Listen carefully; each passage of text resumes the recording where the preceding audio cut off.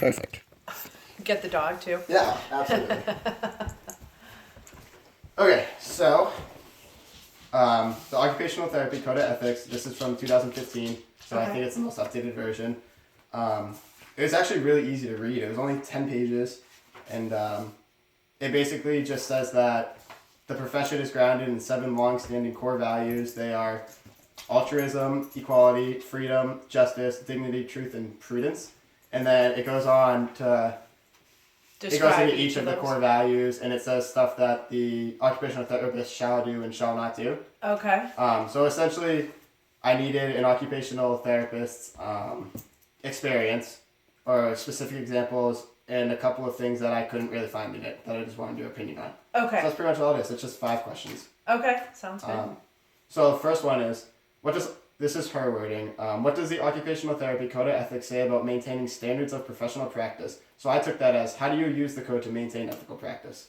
And can you give a specific example or experience / congruence was her word? Okay, so I think basically when I approach each student on like a daily basis or whatever, I think that you have to approach it in a generalized way that you would approach every person who you came across. Okay? Does that make sense? So like, yeah. Okay, so an example kind of is you're not going to treat one client better or worse than another client. Okay. And that's sometimes hard to do, you know? So I think that by having like the code of ethics and going by those, it keeps a more level playing field as you approach your day-to-day practice, because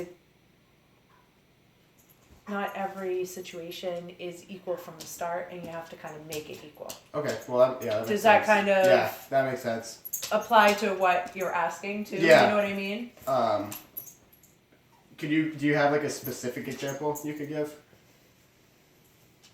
Any idea? I mean, if you don't, it's okay. Well, I think, I'm thinking of some of the clients who I work with are like really difficult personalities, and just trying to keep your level head and your goals as your mindset, and working towards those goals step by step, even though the personality may be difficult to work with. Gotcha. I always think that rapport is a huge way to get into, like, building a good rapport is a big way to get into working well with somebody. And I think that ethically, in order to do that, again, like, you can't specify who you're going to have a better rapport with. You just kind of have to always build a good rapport With everyone.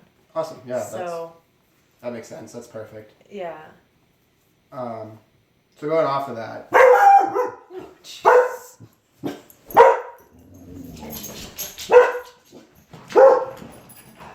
we go. Adorable dogs. It's funny. My dog, we actually put down this year right before we went back to school. It's kind of stunk, but I mean. Wait, what happened? My dog, he was like 17. Oh my gosh, 17? 17. Holy moly, what kind? He was a black lab mixed with border collie. Oh my gosh, Yes. that's awesome. So I mean, like, it was sad obviously, but he had a great life, so it was good. And when we put him down, the last like year was like really tough because he was just so old. He was losing his bowels and he couldn't, like, he was struggling to walk, really bad arthritis in his hips. So it was fine, but my mom's like never gonna get another dog, and we can't because of my allergies. Yeah. At least for like another few years, but like, I could get a hyperallergenic dog. And my sister moved back in a few months ago, and they're already looking online at the animal shelters for like a hyperallergenic dog because they both want one. Like, they're already thinking about it. Yeah. Which is good. Like, it's different. Like, coming home every day to an empty house, like, when you've never experienced that, because he was alive for 17 years. 17 years. Yeah, it's a big deal. So yeah, hopefully we'll get another dog soon. That'd be awesome. Yeah. Okay, so back to this. This one I couldn't even find in here. Okay.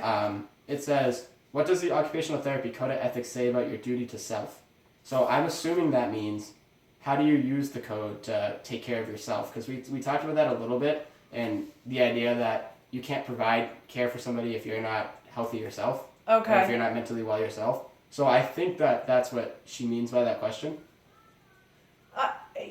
And yes, that I'm sure that's part of it, but also I'm thinking from a true ethical point of view too. Maybe even just kind of what I was saying, like trying to have a very equal playing field and go to how does that protect me? It would protect me because I'm not playing favorites or not treating this kid. So, all right. So you have on their IEPs, right? A number of times you're supposed to see a kid because I work in the schools. Okay, Yes. so I'm supposed to see a student X number of times a week or X number of times a year. And if I were to kind of play favorites or not, or not or whatever, Right. then you may not provide the service that is required of that student. Well, then that protects me and it protects them because I'm not going to go and spend all this time with the other student who I like and not spend any time with this student. You have to kind of like balance out your time, and you owe that time. So it protects me by there being a code of ethics to say, listen, I owe that time and I have to provide that time. Perfect. That's all. Yeah, that's awesome. Yeah. I mean, so ethically, I owe time to both students. And I can't say, hey, I don't like you.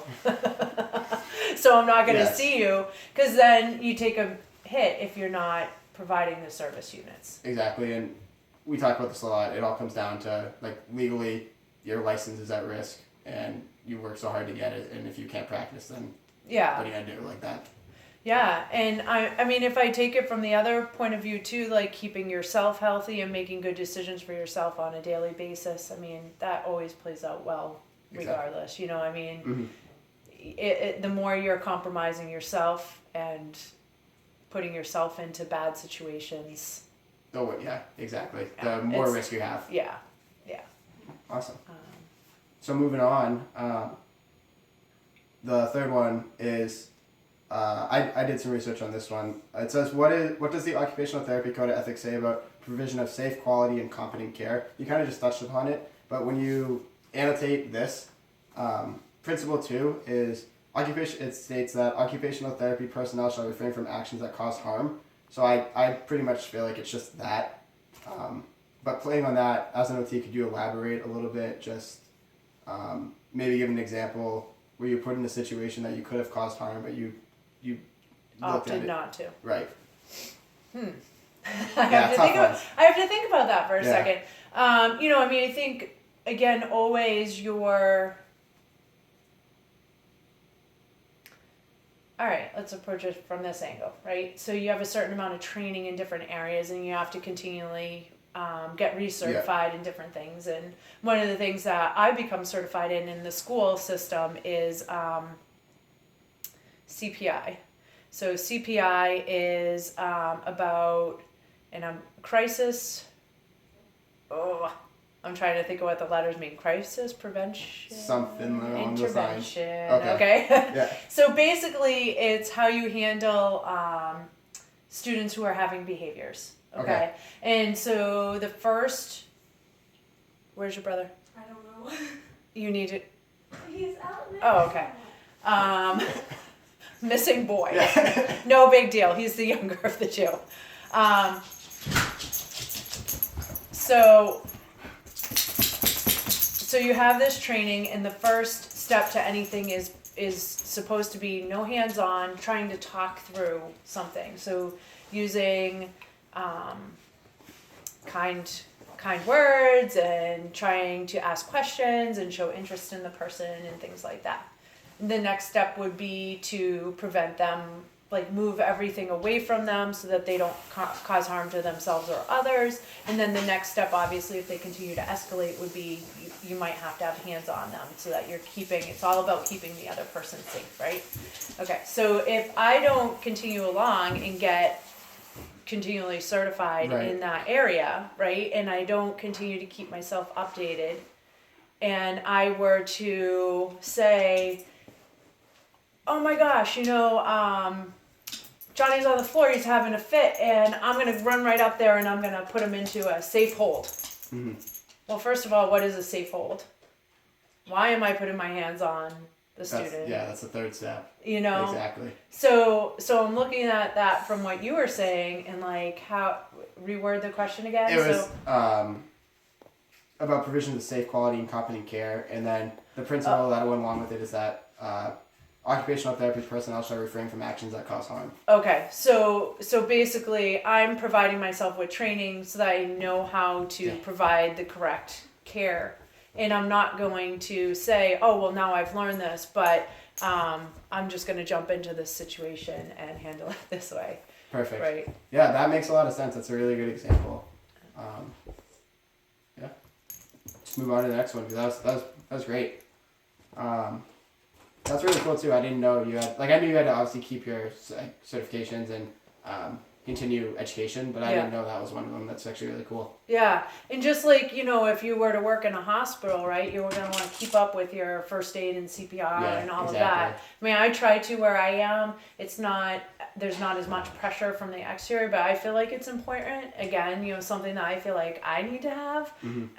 Almost as a code of ethics, like I ethically should know how to save a kid from choking or save a kid from, who might be having a heart problem or whatever. I just think you kind of put those things on your plate when you have good training behind you and good ethics, like those are important to me. That's awesome. I can't wait to get involved in I love school, but I can't wait to have a real world and where I actually get to help people every day. Yeah. I'm so excited. So that's why I wanted to go medical route. Yeah. But moving on. So this one, it's kind of a very similar question. It says, what does the Occupational Therapy Code of Ethics say about being accountable for behaviors and actions? I'm assuming this is the legal part we kind of touched upon earlier. So,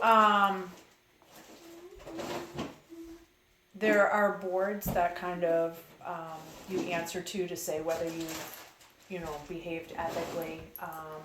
There are ways that they recommend if they find out that you haven't for under whatever realm that you haven't.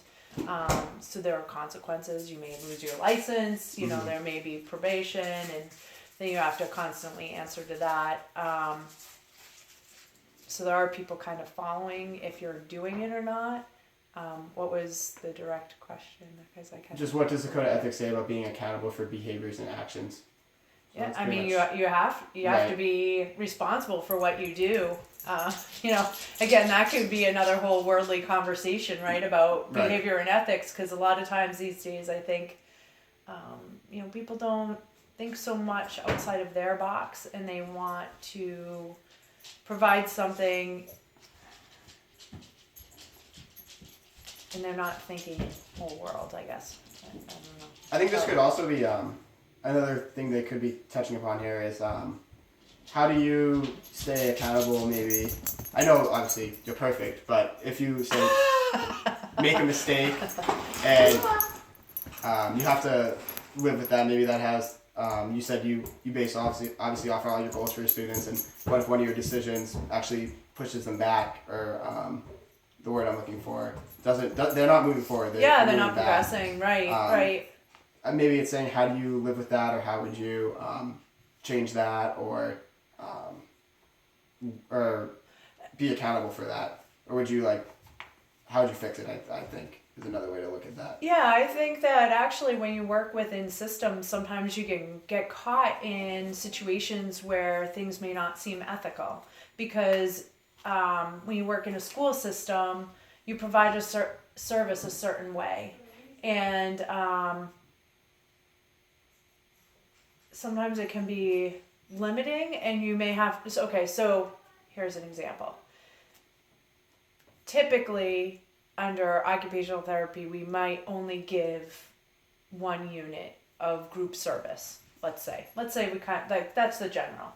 Okay, But you find a kid who needs more service than that, and they have all like everything else built. Like they have, they have an IEP and all these things, and you want to give them more service than just that group unit because that's how you're going to move forward with addressing their goals. Gotcha. Okay, so ethically, I would need to be at the table and stand up for that. I would need to say, listen, I know that typically we only give a group unit at this level, but this kid needs above and beyond, and I'm going to give them an individual unit along with that group. Gotcha. Yeah, Okay. That makes So sense. sometimes the system kind of dictates something. I think that probably would happen in the hospital too, because it gets very busy and Right. you can only do what you can do. But and then on the other hand, if a kid is not making progress, are you ethically responsible to provide a service when somebody has plateaued and they've made some developmental gains, but sometimes discharge is warranted. It's Gotcha. not like sometimes it really is, and you can say, hey, listen, we're always available to come back into the picture, but right now, how does it affect to keep that kid on caseload just because you're not discharging? Exactly. That, Just because it's, we're not going to discharge. But right. That's something are we you talked about. ethically responsible to provide that service? Right. And who's... We talked about that a lot too Where's in the that? class. When to discharge, and one of the things we did was, is it ever okay to stretch the truth to keep a child in service even though they've plateaued and they're not seeing results? Is that on you, or like you just said, time to discharge them because maybe you can't be doing anything more? Maybe it's reasonable to discharge them. Right. So that's something I we've think talked that about. comes up all the time. And in the high school level, the way I've set up, the way I practice, I feel like I've been able to encompass a lot of students and help them make gains because I try to go back and do things that they haven't had exposure to for many years. So I end up picking up more kids in the group atmosphere, because you've seen those groups happen, so right. you've witnessed it. But, so I might have more kids on my caseload than some OTs would at a high school level, but it's the system in which I practice, Gotcha. like the way that I provide the service, I guess. But we're even talking about that now because there's so many changes in the developmental needs of students in general. Like even kids who are attending regular ed classes may not be reaching their highest potential in executive functioning skills. And people aren't really addressing that. Like there's nobody else in the building who would address that. So how does the OT play a role in maybe accepting some of that responsibility? Gotcha. And how does it play a role ethically if I know that that's something that I can help with as an OT? And then how do I make the team see that there's a different avenue that we can approach it by? Like maybe I go into all the directed studies once a week or whatever it is. So that's kind of one of the next things we're moving towards at the high school is maybe providing OT more for like executive functioning skills, organization, and some note-taking stuff and Right, things like that. giving them the skills so that they can progress and learn themselves. Right. Exactly. Right. So. Gotcha. Yeah. This isn't on here, but going off of that, just off the top of my head, working in a high school setting like you do, when you discharge students, does that send them back to the regular classes, or how does that work? No. So.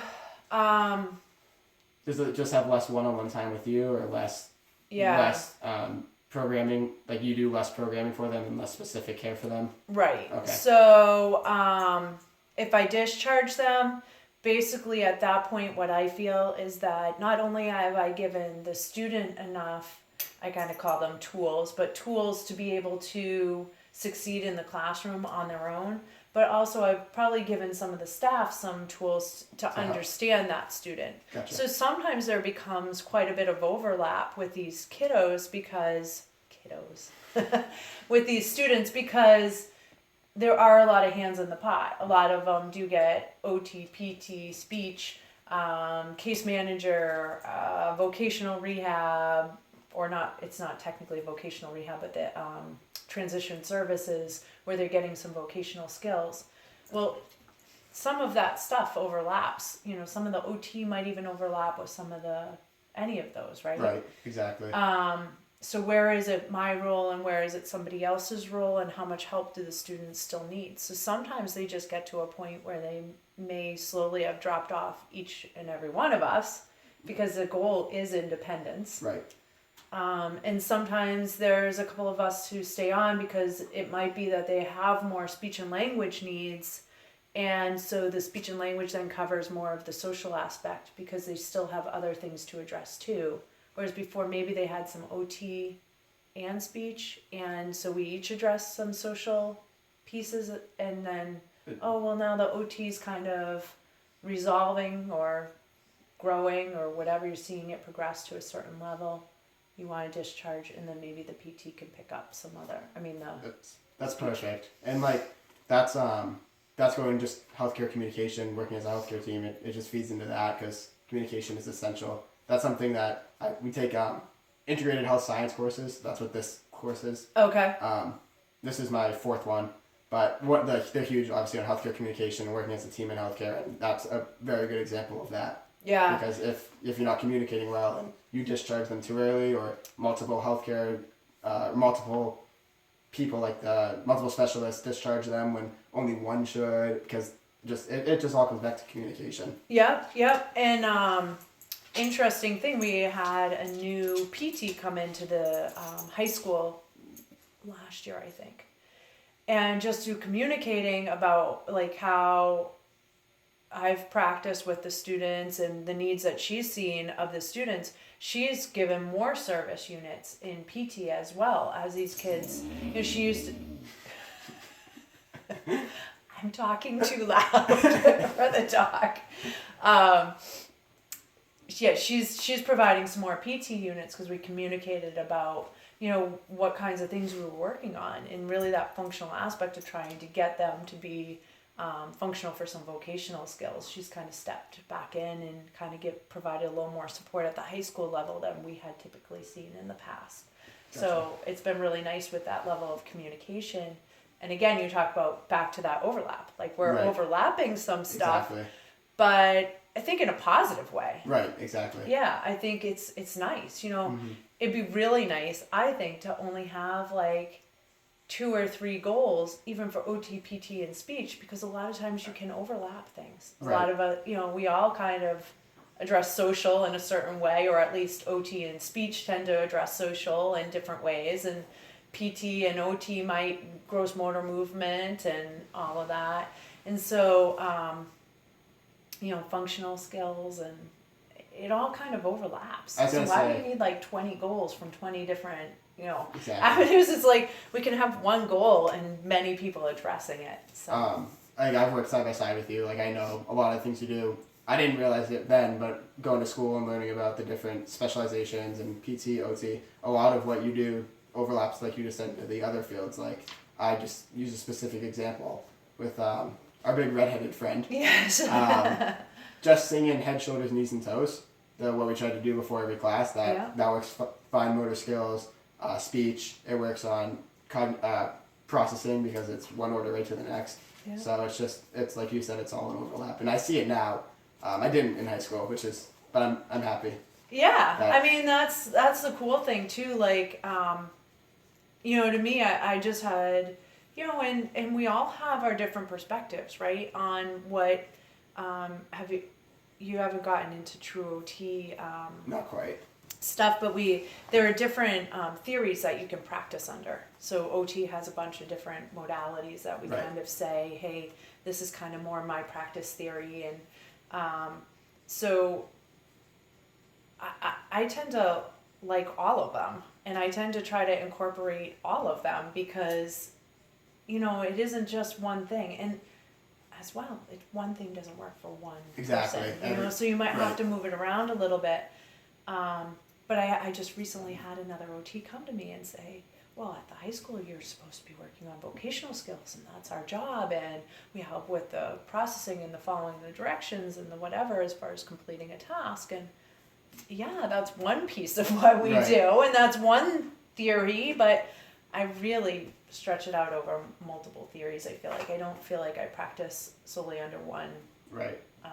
I really feel like I use a lot of different ones. And that can go back to ethics, like your personal decision versus like what that person thinks of their decision. It's all ethical based. Right, right, and I don't think she's wrong. Exactly. It's just a different perspective. Should you be following the set stones, the path that maybe she wants you to, or should you be doing it your own way and getting them there a different way? You know what I mean? It's all ethical. Yeah, All comes yeah. back. And it's hard sometimes because you write a goal. Right.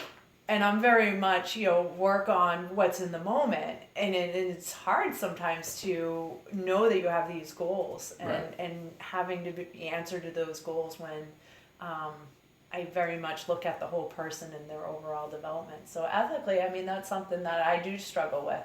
Right. I do struggle with, hey, listen, I've written some goals. They're pretty specific to this one area, but it's not what's in the moment of now. Exactly. And, you're supposed to really revisit that and rewrite it. And You can improve on this. You have the opportunity to improve on this right now, so you should. Exactly. Yeah. So moving on, this is the last question, and this one's extremely broad, and we've really touched on all of it as we've gone through.